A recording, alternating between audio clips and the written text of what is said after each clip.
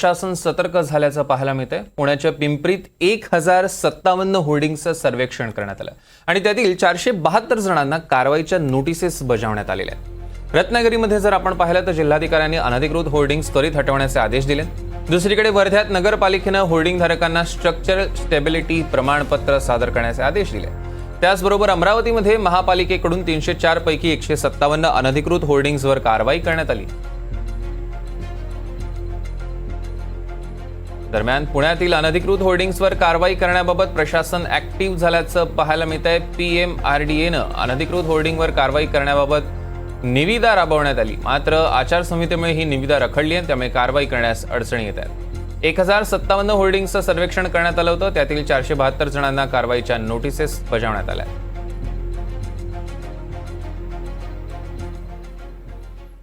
दरम्यान रत्नागिरी जिल्ह्यातील अनधिकृत आणि धोकादायक असे होर्डिंग्स त्वरित हटवा असा आदेश रत्नागिरीच्या जिल्हाधिकाऱ्यांनी दिलाय।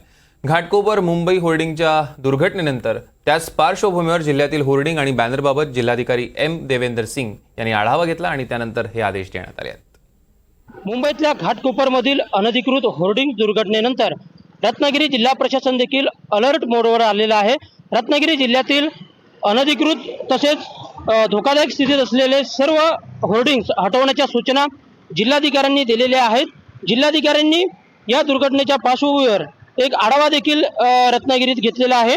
सर्व कार्यालयीन विभाग प्रमुखांनी आपल्या कार्यक्षेत्रातील सर्व अनधिकृत होर्डिंग्स तसेच धोकादायक स्थितीत असलेले होर्डिंग्स यांचं तात्काळ सर्वेक्षण करण्याच्या सूचना जिल्हाधिकाऱ्यांनी दिलेल्या आहेत। तसेच हे सर्वेक्षण करून अनधिकृत व धोकादायक स्थितीत असलेले होर्डिंग पुढील 3 दिवसांची नोटीस देऊन हटवण्याच्या सूचना जिल्हाधिकाऱ्यांनी प्रशासकीय अधिकाऱ्यांना दिलेल्या आहेत।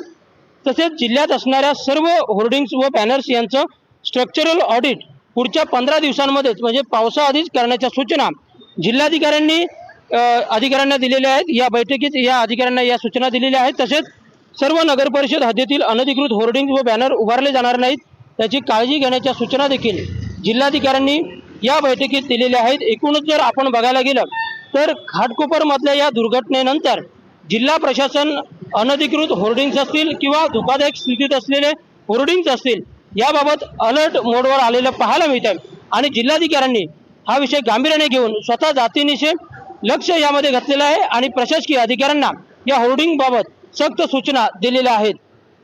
राकेश गुडेकर, NDTV मराठी, रत्नागिरी। अजूनही काही महत्त्वाच्या बातम्या आपण पाहणार आहोत, पण वेळ झाली आहे एका छोट्याशा ब्रेकची। कुठेही जाऊ नका, पाहत रहा NDTV मराठी।